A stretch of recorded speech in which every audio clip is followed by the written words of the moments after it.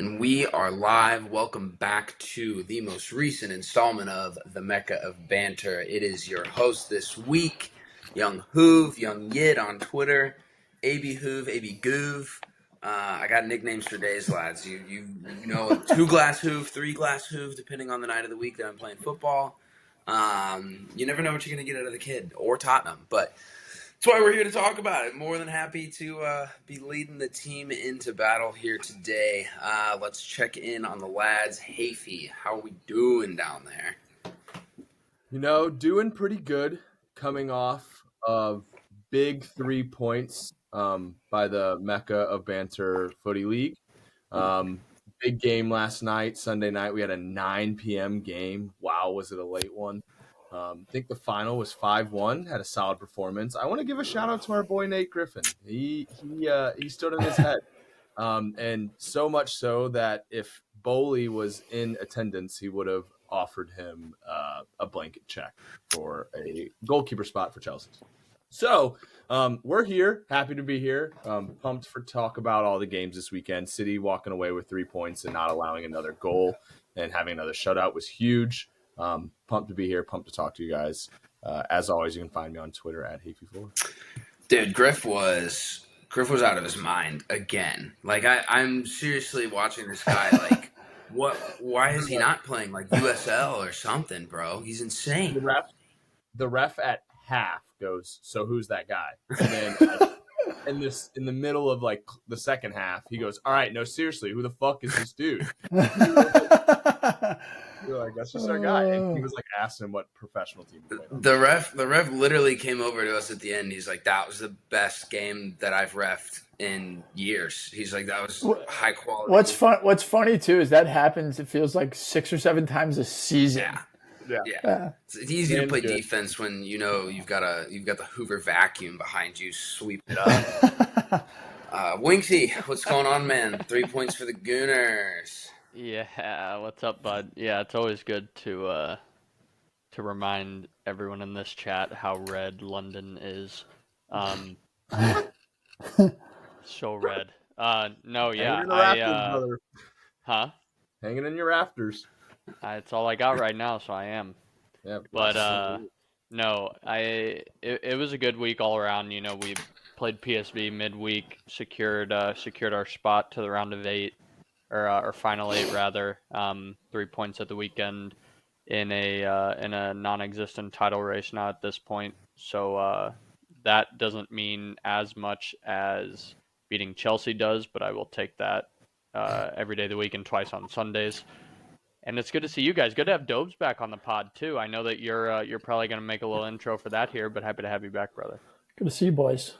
And then, yes, obviously, last but not least, the newest father, the only? Oh no, Nikki. OG brother. I'm kidding. The OG. After the weekend, I am a father of Nick as well. So true. A couple of 3 fathers. Dobes, new dad, absolutely buzzing for you. Glad to have you back. What's going on, dude? What's going on, fellas? Yeah, it's been a crazy week. It's been an amazing kind of like 7-8 days. Definitely kind of like I told you guys before you hopped on. Lack of sleep.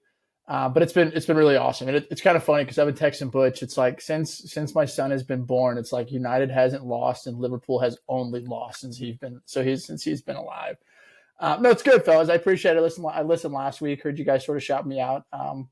So it's awesome. Happy to be back. And I can say that like having a kid, I watch a lot of sports, like period, like without a kid. That's all I've done for like the past like 7 days is just sit with him on my lap and watch sports. And it's been amazing, but I'm happy to sort of hop in here, fellas, and talk some footy. Glad to have you back. Every photo Dobe sent me of like three games on with crew in his lap. Dude, it's amazing. It's the best. It's the best thing in the world. Like sitting there watching United with him, and like just doing the like Amarim chant to him with his arms like back and forth and his feet. It's been amazing. Severance on one screen, golf players on the other. He's got Tottenham up on the iPad. Like they've been impressive photos, and I'm sure he's going to grow up to probably be a sports fan, if I had to guess. But speaking of sports and speaking of our hometown team, St. Louis City comes away with another 3 points at home to a depleted but still formidable Seattle side. I think healthy, they're probably one of the best in the league. And, without there being a ton of action to kind of chat about, you hit on the big points. No goals. Again, we did not let up another goal. 4 clean sheets in a row to start the season is insane. I don't support teams that keep clean sheets like that. So that's super cool. And we've said it probably every week that we've had a game since the start of the season, but it was so clear that the defensive shape and the resting defense, Olaf calls it, was paramount to him, and it's his style and it's his system, and it does not necessarily make us the most threatening team up top, which is for some American fans probably a gripe that they might have, but to be third place in the conference right now and with a 0 in the goal differential is pretty sweet. So I watched a good chunk of this game. Spent some time at a high school reunion. That was it was interesting. Always interesting on those, I'm sure. But yeah, what were your guys' thoughts? What were kind of the overall feelings there? I was shocked that Berkey didn't start. Obviously, stuff came out afterwards. I don't even know what, but him not getting the start, I was a little like, oh gosh, is that where we're going to end our clean sheet? So us not allowing a goal again and him playing a pretty good game for us in net made me super happy. And you've already hit on it, and I think I hit on it every pod, but Olaf focusing on defense, I will always back and be behind, because I think there's so much room for us to build.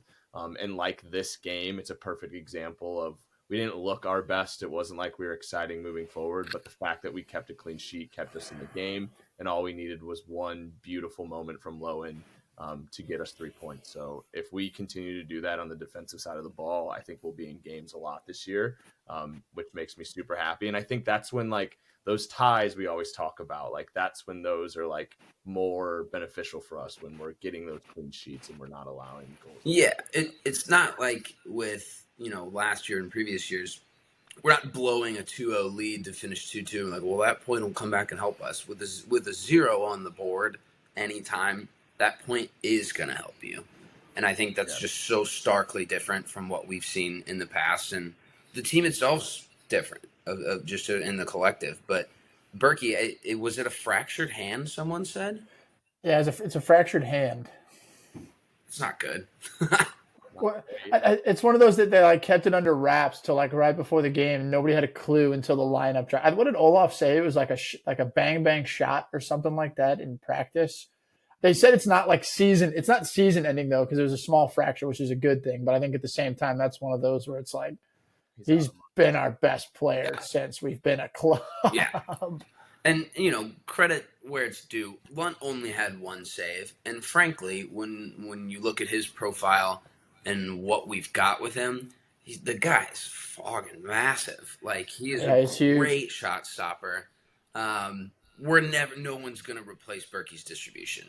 Just straight up, when you look at the profiles of player, I don't feel bad about Lunt being in net for the next, foreseeable future, frankly.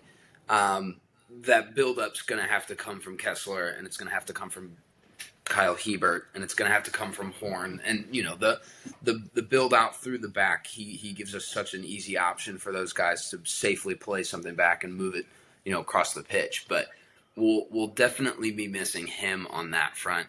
But again, Kessler's a dog. Dude, he's so good. He was the one player that I wanted to mention again, because to be honest, in this game, there's not a whole lot of massive talking points. I mean, obviously Lowen's free kick was fantastic. I remember watching, there was one sequence where Seattle kind of had the ball in our final third, and it was a service from the right side. Kessler won it. We stepped out just a little bit. Ball went back around, service from the left side.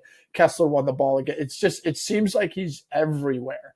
I think what's cool too is I don't necessarily think that Horn and Hebert, I think if everybody healthy, I don't think that that's our 3 that we'd roll out there. It was nice to see Nielsen come in and sort of come in the 91st minute or whatever. But keeping zeros and what I would say is not our 100% set back three is a fantastic thing. And I think he's the biggest part of that, to be honest with you. He does a little bit of everything. We robbed New England. Oh, robbed. Yeah, robbed.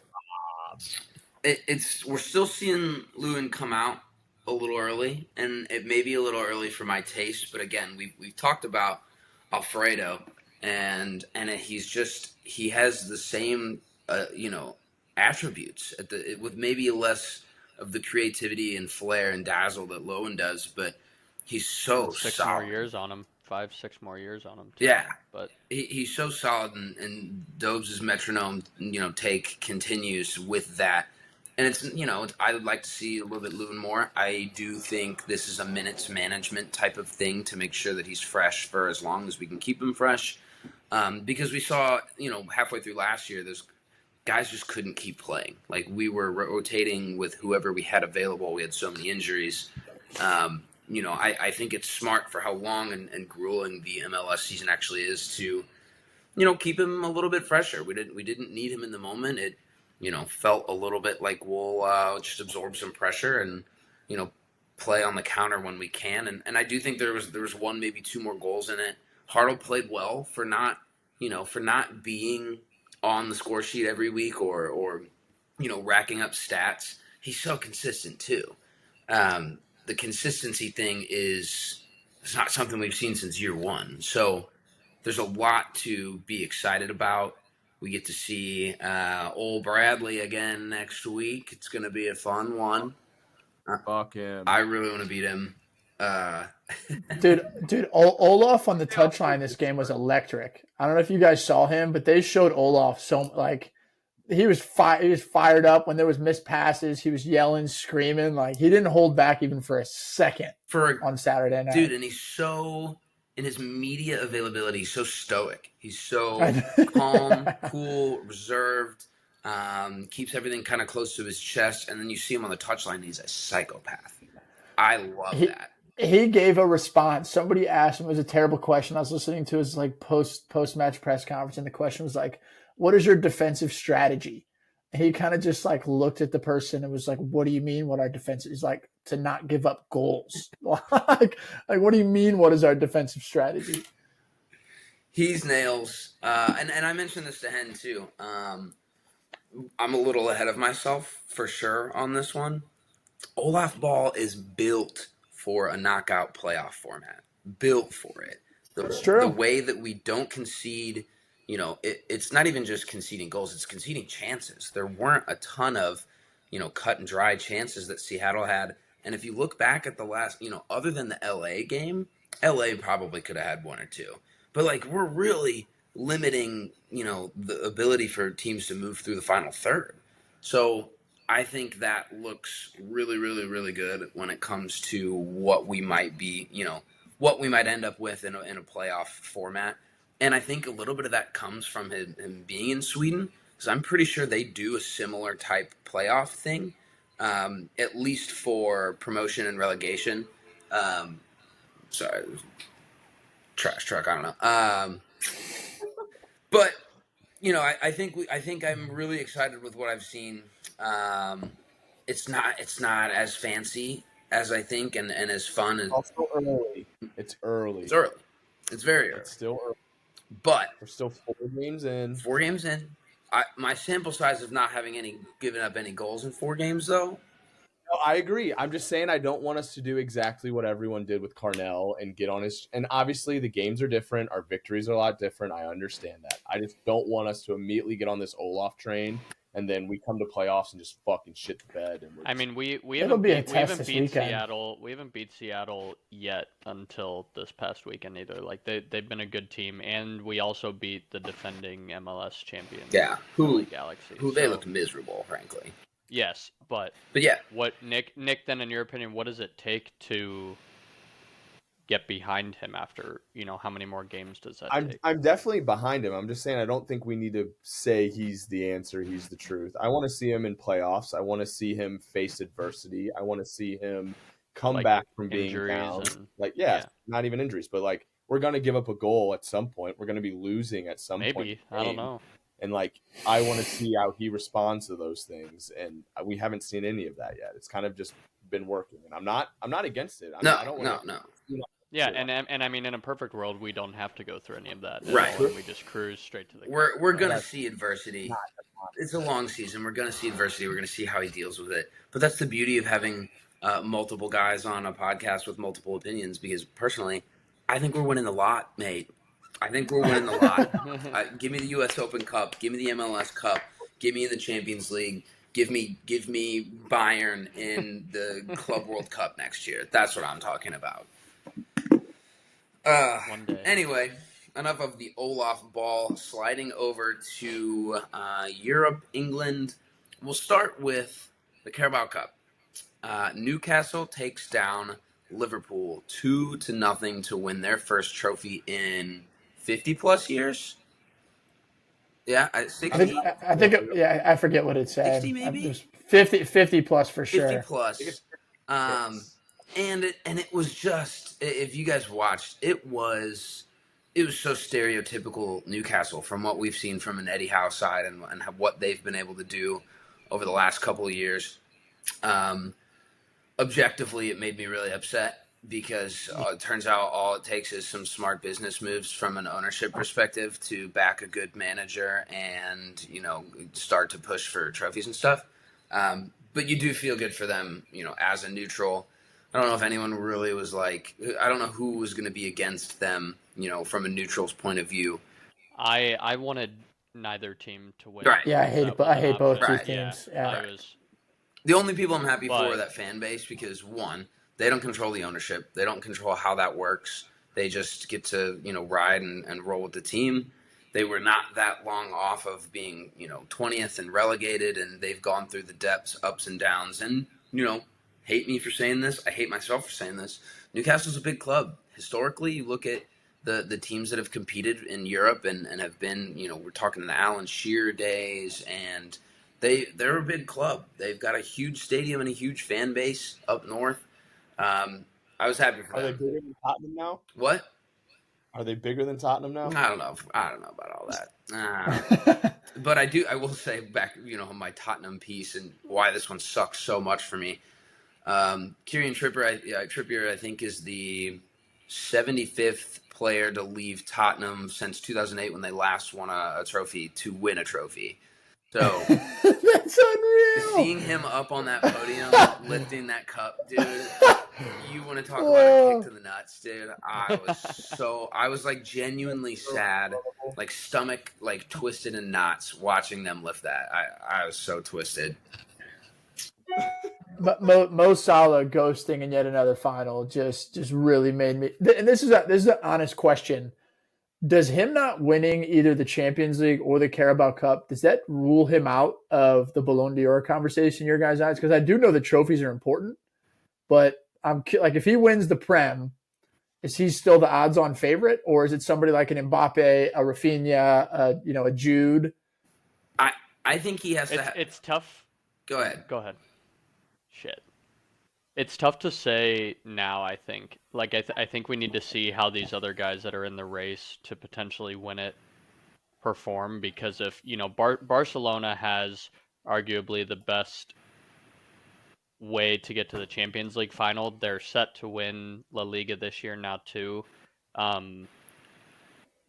Real Madrid obviously has a tougher side, but they have equally as good of a chance to win the Champions League. So if they do, I feel like there's still a lot of moving pieces, but if it comes down to, the other players having won the same amount of trophies, whether that's Mbappe only winning the Champions League or Rafinha only winning La Liga, then I think you just got to compare stats at that point. He's got to have a generational finish to the season, in my opinion, to stay in that conversation. And I don't even, we've all made our thoughts known about Mo Salah, and I think everyone's okay with accepting we're watching one of the greatest wingers of Premier League history. I don't know if anyone's going to doubt that, but is he, we've got guys you haven't even mentioned. Rafinha is up there.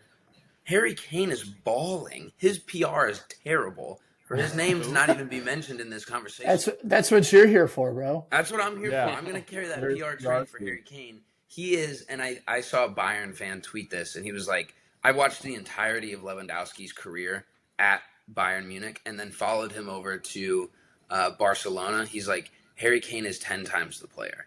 And it's not even just in front of net. It's the way he can build up. His passing ability is absurd. His defensive ability. It's so much more than just, scoring goals. Where I feel Rafinha, oh my God, Ousmane Dembele is having a generational run right now too. Like those I was looking at this. Rafinha's got 11 goals and 5 assists in 10 Champions League games. That's obscene. Salah obviously I think has more overall goals. I think he's got 3 in the Champions League, but that's like the best league in the Right. world. That stock. Those goals will have a lot more weight than 2 goals against whoever, Southampton or name it. A couple PKs and some deflections. He gets them to fall. Yeah, I think if Liverpool would have won the FA Cup or the Carabao Cup and they made it to maybe the semis of the Champions League, like Mo Salah would be the out-and-out favorite. Yeah. But now that they're bounced from all those competitions except for the Prem, I think all of these conversations are now valid because he wasn't successful in those comps. Yeah, and man, it wasn't even seeing just like, Jamie Carragher saying that the Carabao Cup, saying the Carabao Cup is better than the FA Cup, and then seeing him in the stands was just there's picture perfect. I think you messaged. It was like, show me Carragher. Show me, because they were like, well, they were showing him like not in the studio and stuff like that. They're like, he's in the stands watching. I want to be there for the feeling. Oh, fucking wank! That guy's something, dude. He's ridiculous. And like Dobes, you might have said this too, and I don't know if this is wrong or banter, but like, are Liverpool one of the worst teams to win the Premier League in the last however many years? It's such a change, but like I said that obviously because I hate Liverpool, but I was just reading along in a discourse on Twitter of people talking about that. Just in terms of you look at the City team from the last couple of years, I think a healthy City with Rodri, I think runs away with the league right now. In my opinion, I was thinking about this literally like in prep for this pod because like, and I don't know if we want to get into this now, but like this could be one of the like worst Prem years of talent for like the Premier League in my opinion. Like Chelsea looked awful against Arsenal and we're in 4th. Yeah. Like what? Like I think that yes, it's all close from like 3 to 10, but like even in all these other competitions, we're not having good representation from the Prem. And like it made me really think of like, is Liverpool even that good? Like, yeah, they're dominating the Prem, but like they didn't do well in any of the other competitions. Is the Premier League just not that good this year? No, I have this. I'm with you. I have this feeling that Nottingham Forest finishes top 4, and then they pull a Leicester after their championship year and just get throttled in Europe next year. Gibbs White's getting rumors to leave. That's one of those like if you're Gibbs White and you're in the Champions League, but like say like one of the big 6 clubs comes knocking, it's like you're gonna leave despite the fact that like it's just is what it is what it is. I don't know. I still think that as crazy, I think the top 4 is wide open because I'm not sold on anybody besides the top 2 in my opinion. Yeah, I think so too. I think City still catch up. I have a hard time seeing them not. And Newcastle are right in there too. But they had a similar experience in Europe too. It was, I think they got through the group stage last year and then just got pummeled. So I mean, the ceiling is lower where the floor is a lot higher. The competitiveness of the Premier League is never going to be argued, and how tight it is just a testament to that. But it's also like the best teams aren't the best. It's tighter from like 3 to 10 than it is from like 1 to 4, if that makes or 1 to 2, if that makes sense. Like I feel like Liverpool is far and away the best team in the league this season, and then I think Arsenal is probably clear second, and then after that, I think there's a pretty substantial drop off in my opinion in terms of consistency and quality. Yeah. Well, Speaking of the team that's in fourth that looks terrible but is somehow still in fourth, they did go up against the Gunners this weekend. They lost 1-0 on a Mikel Marino corner kick. Set piece FC is so back. I can tell you partially, one, Tottenham was playing at the same time, so I did not watch this game. Two, I had zero interest in tapping into this game anyway. Like, it was 0-0 written in the stars, in my opinion. Like, I never saw fireworks coming from this. Arsenal are hard to break down. Chelsea are sputtering up top. Neither of them are really bagging. It was, and honestly, kind of feels like that's what it looked like. But, Hafey winks. What did you guys think? Nikki, I want you to start this one, brother. why's that? I'm genuinely very curious on the Arsenal's perspective. I talked to Griff a little about it last night at our game, but I'm really intrigued to see how you. This game sucked, fellas. It's just bad. This game sucked. It wasn't a fun one. Taking 3 points, I will never turn that down. Like I said, I think it's now 3 straight seasons undefeated in the Premier League against Chelsea, which makes my heart really happy. Yeah, the first half I thought we dominated for the most part. Looking back on it, I'm glad they didn't call Cucurella's, handball a pen. And they, VAR reviewed it and said that that his arm was in an expected position or whatever. That's fine. The last couple seasons have seen that call go both ways, so obviously unfortunate in the moment that it didn't go our way, but it was the right call, and I'm glad that they made that decision, and I hope that they kind of continue that consistency in looking at it from the perspective of, is his arm in a natural position? And I know that's kind of hard to judge, but he was sort of sliding down to save it from going out of bounds, when it could have gotten called. But yeah, Hoove, as you mentioned, scored our first set piece in what feels like a hot minute. So I'm happy to see that back, especially in a time when we have no, offense, no striker and no Saka still. So it sounds like he'll be back around the time we play Real Madrid in the first leg at home. I don't imagine he would start in that game. That would be the most wild first game back. But fuck Fofana. Bro, that was crazy. Yeah. So I did see on Twitter that people were racially abusing him after the game. Don't approve that. Totally against that. But he is a fuck. Had three or four minimum yellow card worthy tackles, and the only yellow card he got was for time wasting or delaying a restart or whatever it was. So fuck that guy. That was I'm surprised we didn't come away with a couple injuries from his tackles from that game. Secondly, something else I saw, your beloved Moises Caicedo in his post-match presser said, and I quote, "They were working 7 years together and us just 2 years ago, and we showed we were better than them. That's good." Of our starting 11, I'm pretty sure 7 years ago Arteta was still at Man City, but 7 years ago, Miles Lewis-Skelly was the only player on Arsenal 7 years ago, and he was in the academy at 11 years old. So I don't know where he pulled that out of his ass exaggeration. from. Yeah. Either way, if you're gonna do it in an interview, you're gonna get picked apart on social, so you better keep your And that's facts why he's straight. there, and we're here. Yeah. But anyways, we dominated the first half in my opinion, at least up until 35, 40 minutes. Second half was just too chaotic to even read with all of the cards flying around. I think the ref tried to do his job and kind of ring it in, but at one point I think he just kind of killed momentum either way. I think possession wise, it was pretty evenly matched, which was fine to see and is different than we've seen in the majority of our games. But I think David Raya still, continues to stand on his head.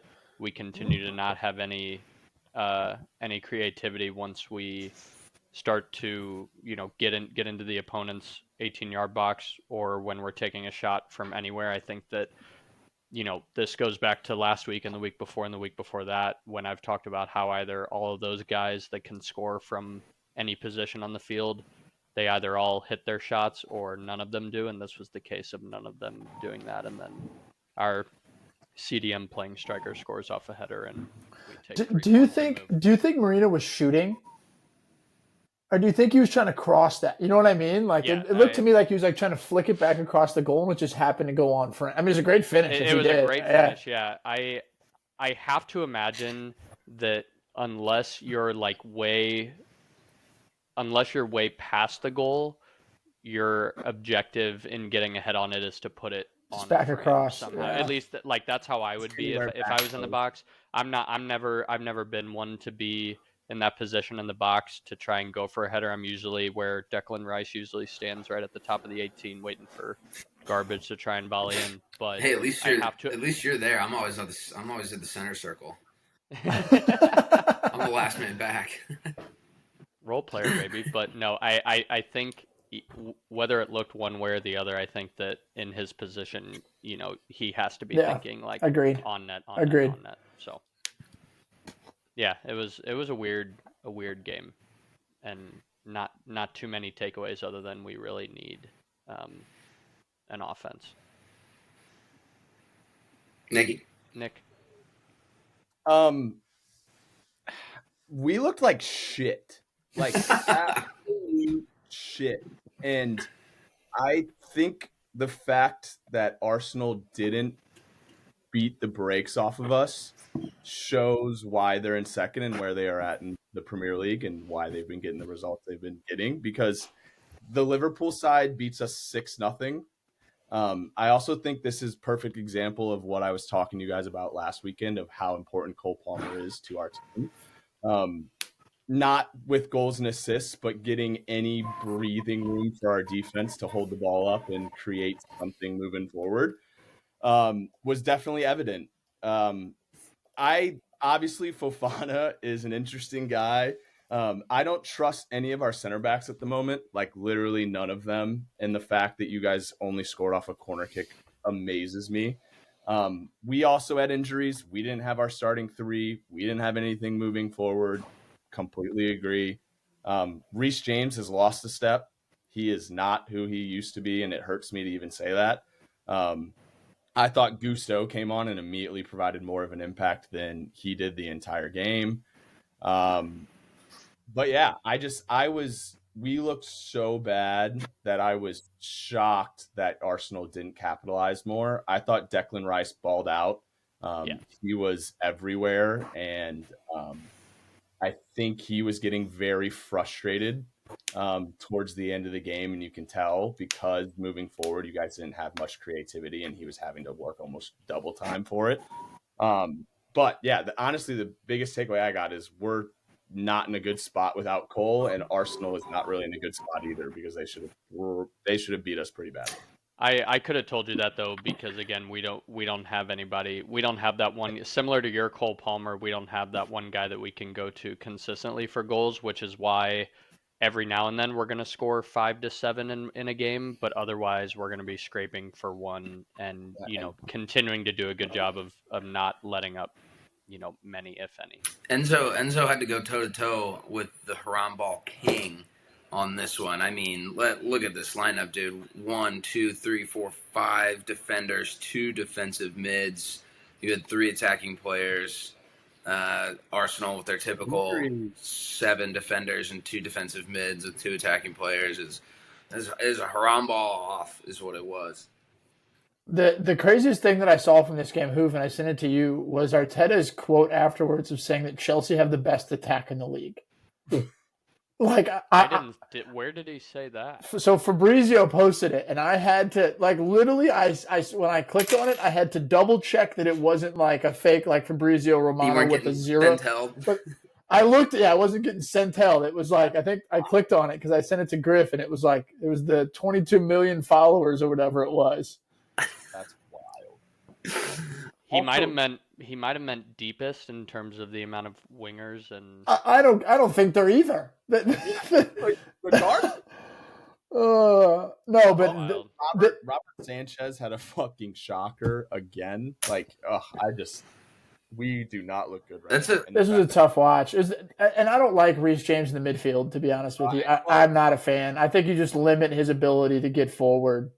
Well, I've said it. I think he's lost a step, and that's why at right back he's hard to trust out there because the couple of games that he was playing at right back, he was getting beat. Like he was getting beat 1-on-1, which is something he's not used to. Yeah. And I think with our injuries in the midfield, him sliding over there made sense because he's played there before, and the step isn't as important because he's dealing with other midfielders who aren't as quick as wingers who are taking you on 1-on-1 the entire time. So like I want to see him at right back, but like I'm scared that he's going to get torched out there. We'll see. He's totally lost a step, and it hurts me to even say. As a neutral, that's the one player I can sit in this lineup and be like, I do kind of miss seeing him be that guy because he was a really fun player to watch.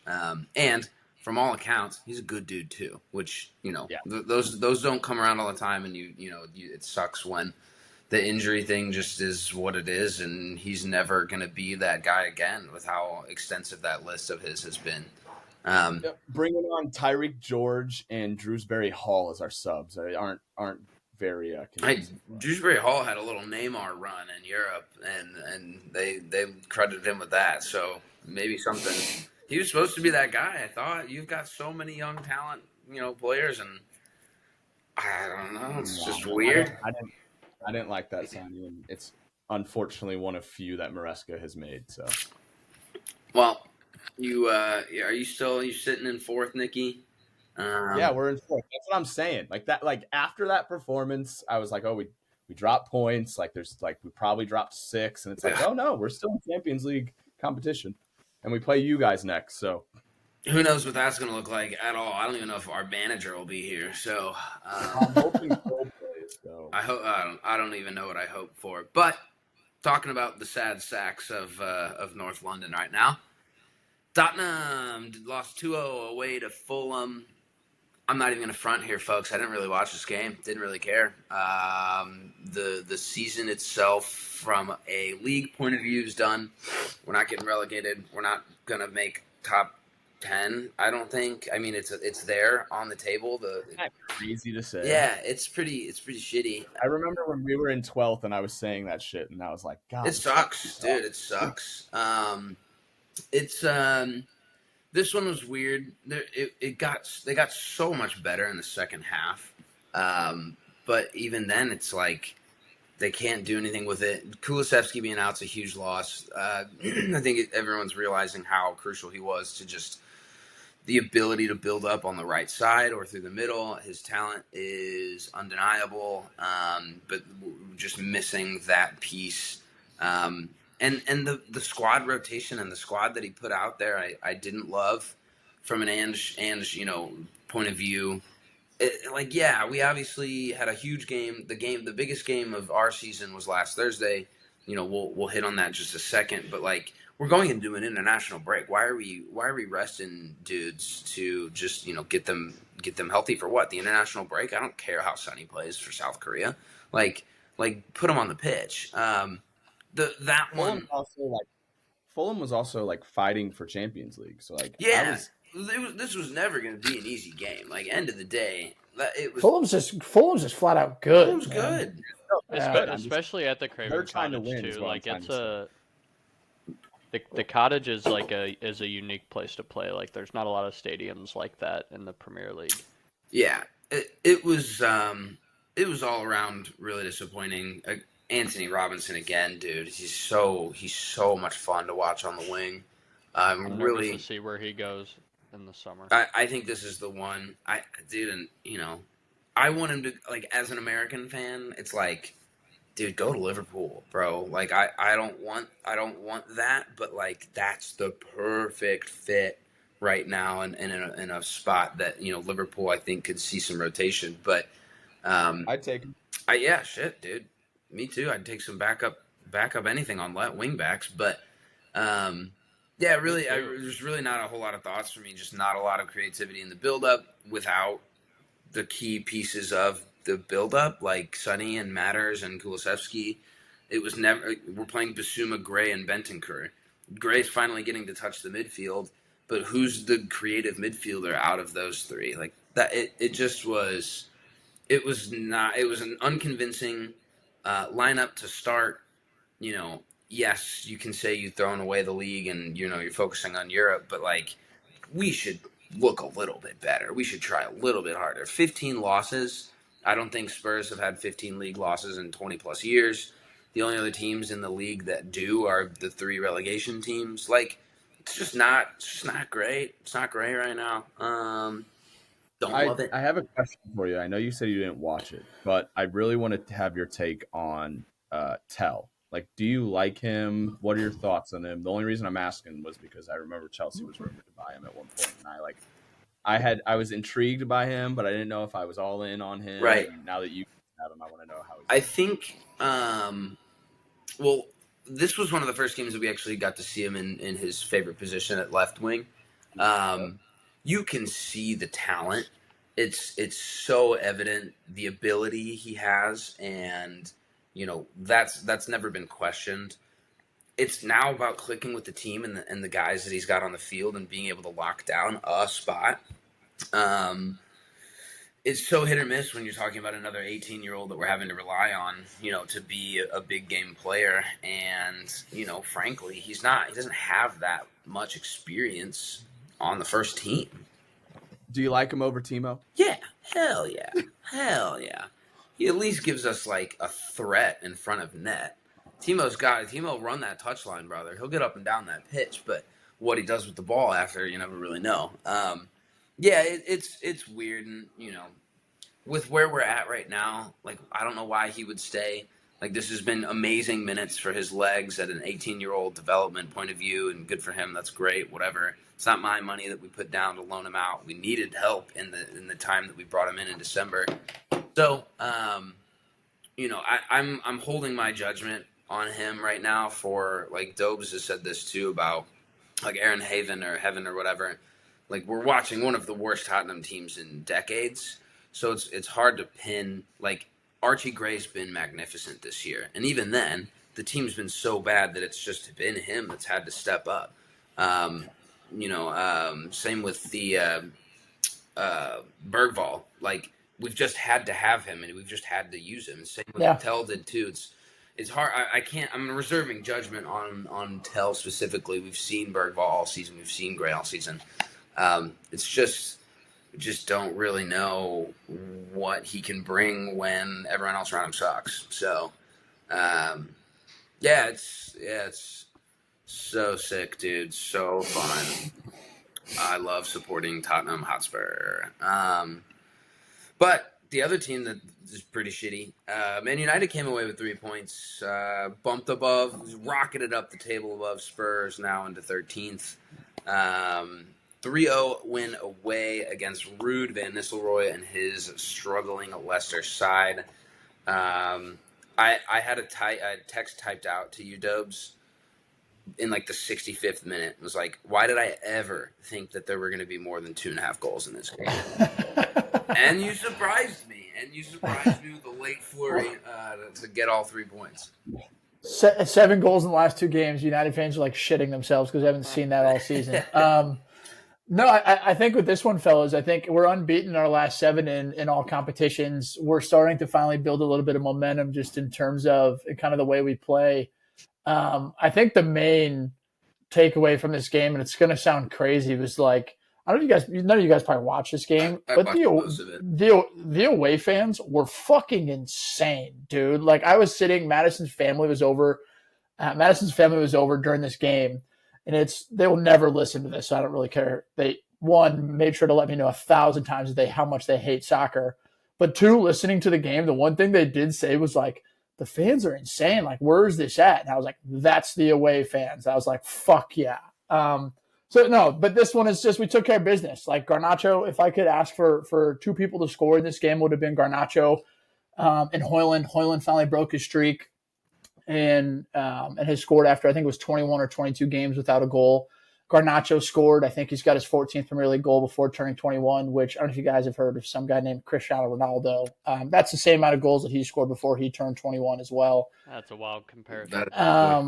I'm not saying he's going to be that. I'm just saying people keep forgetting that he is 20 years old.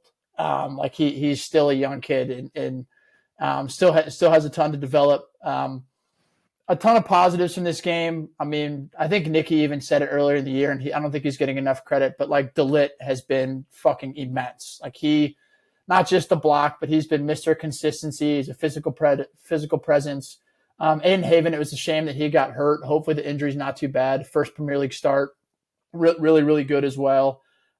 Pretty cool that I think in this one, before I get to the star of the show, like pretty cool in this one was just seeing Harry Amos get to make his debut, 18-year-old, like Aiden Haven getting to play in this game, 18-year-old, Cheeto Martin get to play in this game, 17-year-old, Toby Kyler getting to play in this game, 21 years old, like Garnacho being 20.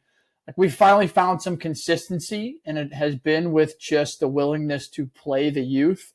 And it's sort of panned out for us. It's what we've wanted with this injury crisis. You never really know what was going to happen, and we've gone unbeaten in the last 7. But I think I'm going to continue saying it. Like Bruno Fernandes, if he is playing for Real Madrid, he's getting Ballon d'Or shouts, and I firmly mean that. Like he's incredible. He's the last player since Wayne Rooney to have 50 goals, 50 assists in the Premier League. He's one behind a legend by the name of Eric Cantona in terms of goal contributions for Man United. 5 goals in his last 2 games, 2 assists. Like he's just been. I run out of words to kind of describe how good he is. Like I said last time, like if Roy Keane can just like continue to just talk shit, like just keep doing it, just keep feeding him, keep giving Bruno the ammo. Because since he has said that, I think he scored against Arsenal, had a hat trick midweek, had 2 assists and then a goal yesterday. So like anything that Roy Keane wants to continue saying, like please do. I mean, yeah, fellas, like I'm 13th, sure, 12 points off of 4th. Not that I looked or even checked. Not that I even looked or even checked. So yeah, I mean, it's going to be tough. We're probably one of the few teams that didn't need the international break because we had actually found some form for the first time all season. But when we come back, we go to the City ground to play Forest. Then we play Man City at home. Then we play Lyon. Then we play Newcastle. Then we play on again. So it's been fun while it lasted, I think is kind of the way to say it. I'll read these. You know, we don't always trust FOTMOB, but it's a fair indication of where we're at with Bruno right now. 9-6, 9-8, 7-7, 6-7, 8-7, 8-2, 8-7, 8-1, 8-7, 7-4. With your last loss being from Tottenham. I think that the craziest part about all the Bruno stats and the scoring is he's not even playing as a number 10. Yeah. Like he's been playing as a deep lying 6, and he scored a hat trick. I mean, yes, 2 of them were pens, but he's still the goal contributions is just out of this fucking world. Like it's crazy.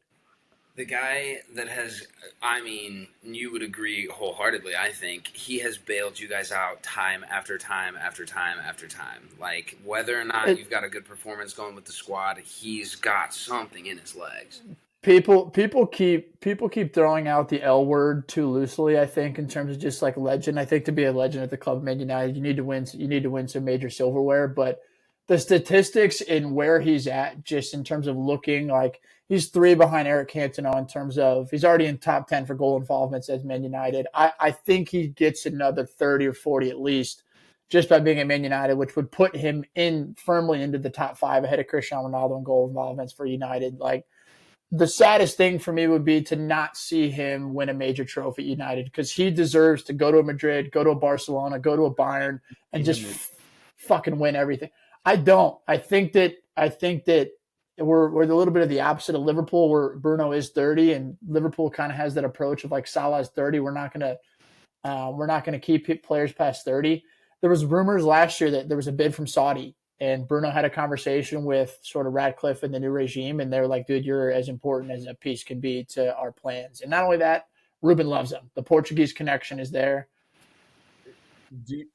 I mean, I don't know Bruno and his personality personally, but like, could you see if like you guys don't continue to get Champions League football, like him wanting that? Like, is he competitive enough and wants his name to have a legacy enough to where he would leave just because you guys weren't getting champion? And not even saying that you aren't. I don't know. I genuinely I don't know. I think he's here next year regardless, because I think he wants a full season with full summer, let Emrim go get some of his guys. And I do think, to be honest with you, if you look at Ineos's kind of first two transfer windows, like I'm happy with basically every player that they have signed thus far. And then you look at the January transfer window, and Dorgu has been fantastic, and Aiden Haven looks like a gem thus far. So it's like, give me a summer of that and see if we can't put some more pieces around Bruno, because I mean, like we talk about it all the time. It's like there's guys that rotate and play 1 week, don't play midweek, and just rotate.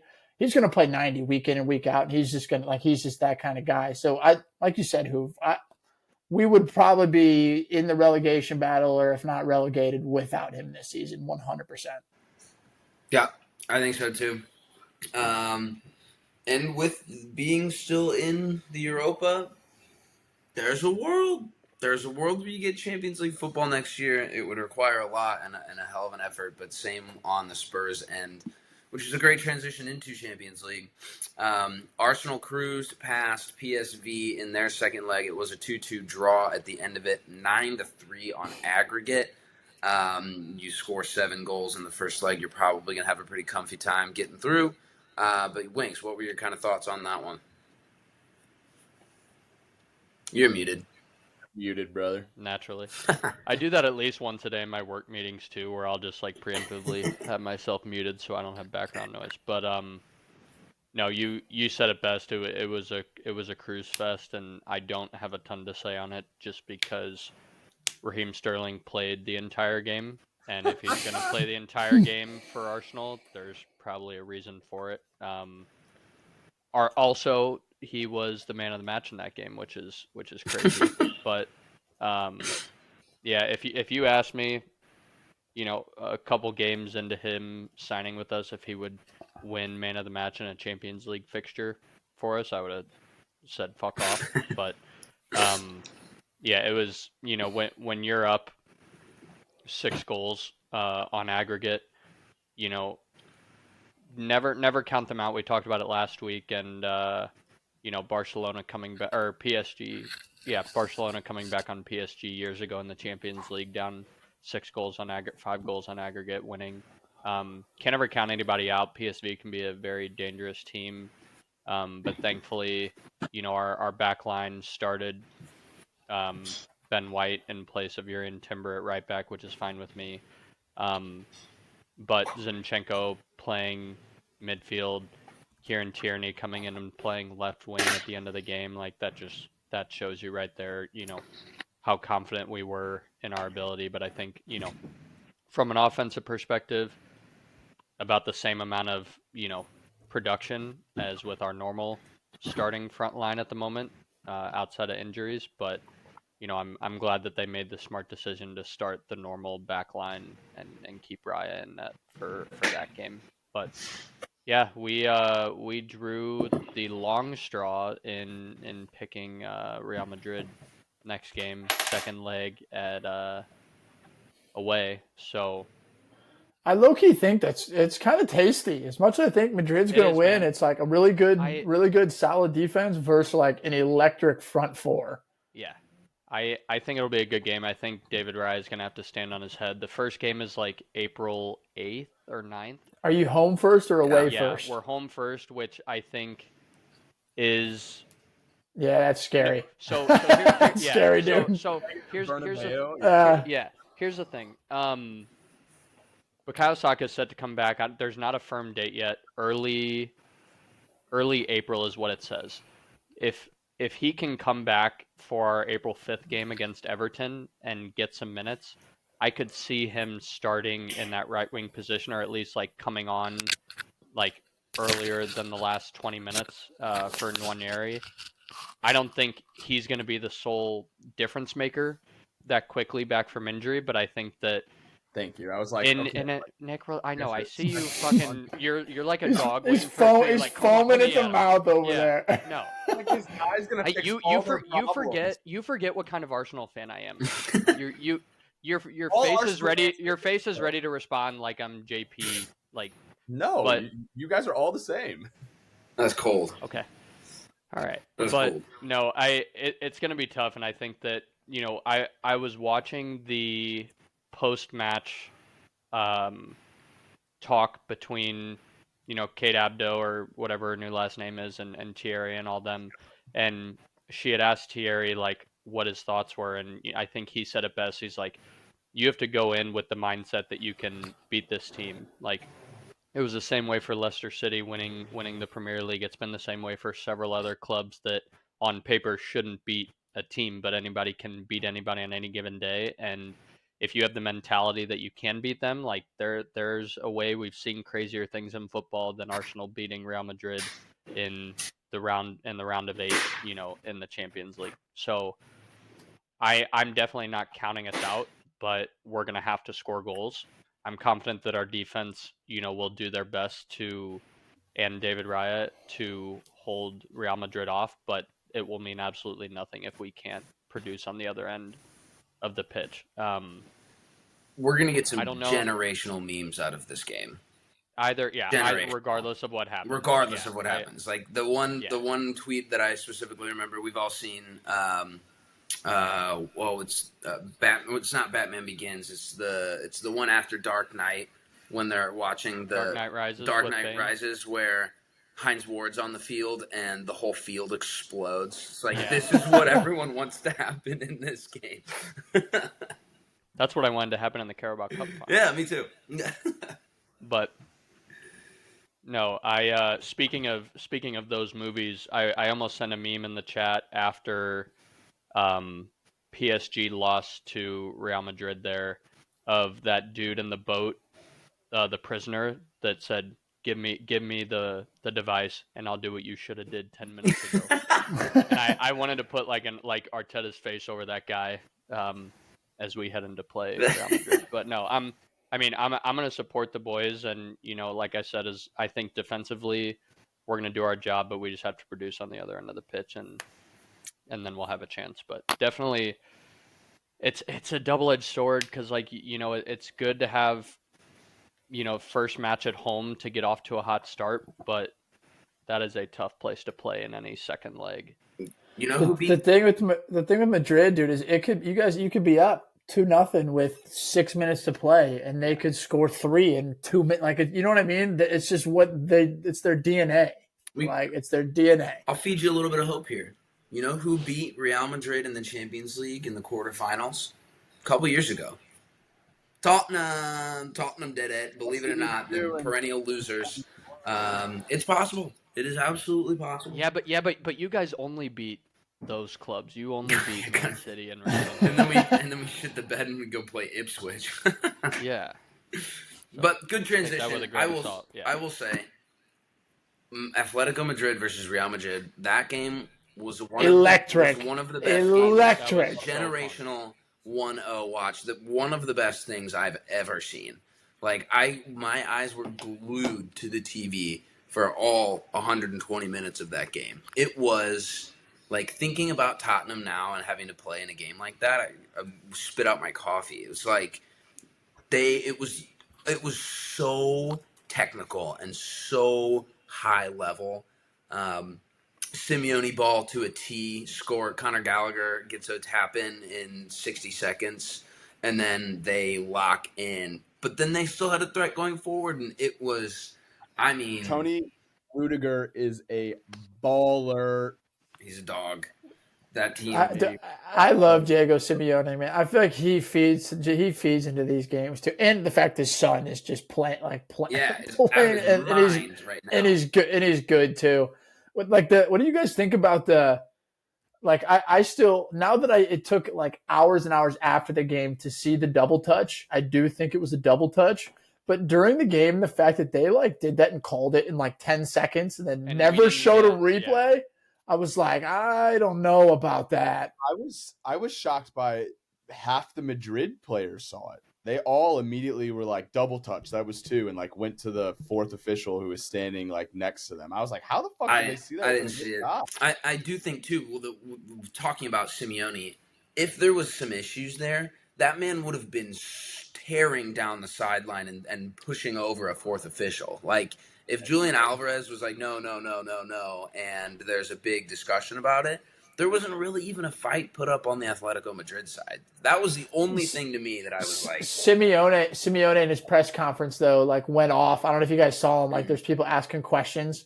He was like looking at the room. He's like, I mean, obviously saying it in Spanish. He's like, you tell me, did any of you see the touch? Did anybody see the touch? You didn't see the touch? No one saw the touch. Dude, Thierry Henry said almost the same thing after at the desk. It's got to be a retake, man. It's got to be a retake. That's a rule thing in my opinion, but also the just to have a like he was talking about the refs and how he was comparing it to rugby. He's like, when you get I don't know anything about rugby, so this is all straight from Thierry. Anytime that there's a controversial decision or the ref points something out and says no, it needs to go this way, there's a conversation with the manager, or there's a conversation with the captain, or there's a little bit of transparency to get to them and say, this is what we've got, this is what we've seen. And VAR stepped in. I didn't know VAR was allowed to step in penalties. I didn't know that was a thing. I thought that was all extremely suspect. It made me feel better for the integrity of the game seeing the touch later and definitely being 2 touches. But like, ooh, that was weird.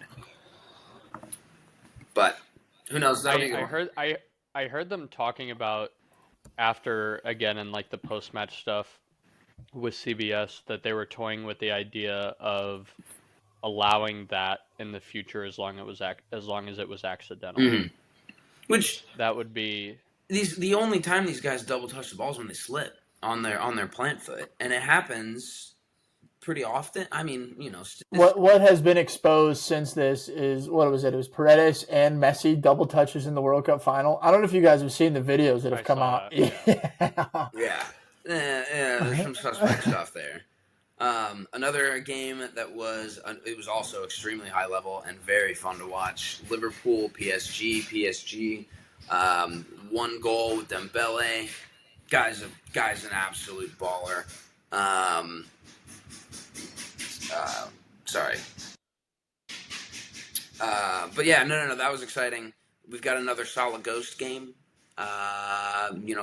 Not to bring him up again and point this out, but I don't know if he's the big game player. Like, I don't know his track record in finals and stuff, but it feels like it's not that great.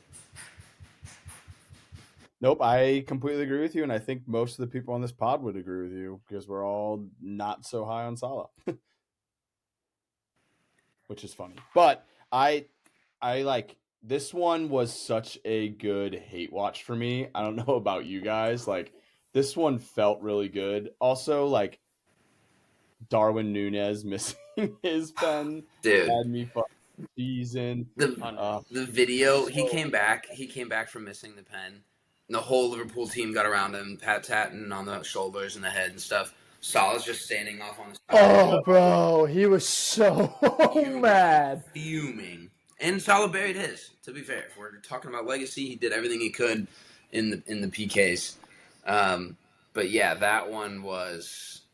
It's just this English side that the English per league right now is just not as good as some of these other top European teams, and it's a testament to the other teams. It's a slight on the English league, and who knows? I guess we're still getting the 5th place aggregate too. With I think it's official now with Villa going through over Bruges, which I don't think anyone had a doubt. I do have a new coworker who's from the Midlands and is a Villa fan, and I was like, look, man, you should coast through this, right? And he's like, as an Aston Villa fan, I have not been once accustomed to anything good happening. So he was like, I do not feel that way even at home. I was like, you and me have a lot in common, buddy. Barca go through over Benfica, no sweat. Bayern Munich cruise through Leverkusen, and Inter pulled out over Feyenoord. The round of 8 is going to be electric. Juicy matchups. Really good matchups. We'll glance on our two teams in Europe that are somehow still there. Spurs pulled out a nerve-wracking 3-1 finish over AZ Alkmaar, and United get the job done ultimately against Sociedad 4-1 at home. What do you think about Lyon? What's coming up? What are your thoughts? Give me those. To be honest with you, I think the toughest game that we would be to have to play left. It would be Bilbao in the next round to get to the final. I think they're arguably, and then obviously Spurs. I think we should get past Lyon. I mean, against Sociedad, they got that. I've never seen it before in my life. Like when they called a foul against De Ligt, everybody was set up in the box for us to take the free kick and go out. The game stopped. VAR went and looked at it, reversed it, and then gave Sociedad a pen afterwards. I've never seen it before in my entire life, which is fine. It's only fine because we came back and won. We got a pen. Bruno got 2 pens. We won the game. Unbeaten in Europe. So I think that, I'm not confident necessarily against anybody, but like I think we should cruise is a little bit of probably audacious, but I think we should beat Lyon 2 legs. Having to go there first and getting Old Trafford for the second leg is massive. I do think if we get through, Bilbao is tough, man. Spanish teams and United just don't go well together. Yeah, Bilbao's been solid. I don't feel that way about Frankfurt at all. We are away at Frankfurt's second leg, so seeing the character of this team and what we've done this year so far gives me little to zero hope on getting a result away at all. That stadium's just going to be psychotic, and Frankfurt's not even really as good as they've been in years past, but neither is Tottenham, clearly. So that scares me, and then probably having to play Lazio after that terrifies me. There's no way we get through Lazio. Brother, but it's there for either of us for real. Is. Like yeah. That's what our season is. Those games, like for like 100%. We're both clear of relegation. Doesn't really fucking matter where we finish in the table. Those games are our season. I think Lazio's scary too, for real. I think Lazio is an intimidating place to go and a tough team to play against in any capacity. They're just defensively solid and they've got a bunch of goals in them, no question. So yeah, it's weird seeing Spurs this far in a tournament, but it's just there's nothing. I don't have anything to grasp on that gives me a bunch of hope for this. We got lucky, frankly, losing 1-0 in the first leg against AZ. Could have been 2-3-4, but they got the job done. It was Wilson Odegaard's coming out party, which was fun to watch. Finally, that kid gets on the stat sheet. He's a promising winger that I think everyone's excited about, but haven't been able to see him, 1, play because he's been hurt, and 2, produce much. So it'll be extremely interesting. This is all Spurs have left. This is all United has left. I would imagine that they're both going to go balls to the wall for it. But yeah, a lot of super fun European matches to look forward to in April and May. And who knows? Maybe we get an all-English Europa final. That would be absurd. I think we would need to fly over there. Actually, I think we need to go. Just as big as the United Chelsea battle for Sancho. Who has to get Sancho? Would be so elite. I would sell out Wembley. It would sell out Wembley. That's all I've got from the outline point of view. Thank you again for joining us.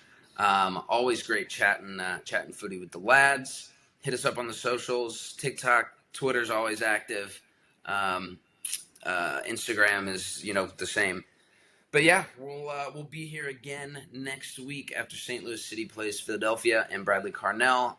International break, we'll maybe talk some USA. We got a couple friendlies coming up this week on Thursday. Pretty solid team pool that we've got, I think, available outside of 1 or 2 interesting. Sargent, baby. Sargent's time to shine. I got to see Josh bag a couple, man. I got to see Josh lock in a spot for that World Cup roster. And, as much as the St. Louis fans would probably hate me saying this, he should probably stay in Europe. He should probably get better over there before deciding to come to St. Louis. But hot take on that one. I'm sure some folks won't love. But thanks again. Always great chatting with you guys, and we'll do it again next week. Cheers. Cheers, lads.